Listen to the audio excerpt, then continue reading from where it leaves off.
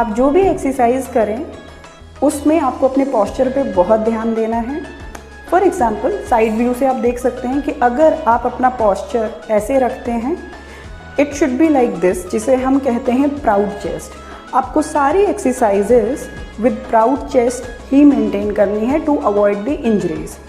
And for the nutrition part, I will recommend you to watch my YouTube channel with the name Fitness Cravers Academy, और उसमें आपको बहुत details में nutrition के बारे में पता चलेगा।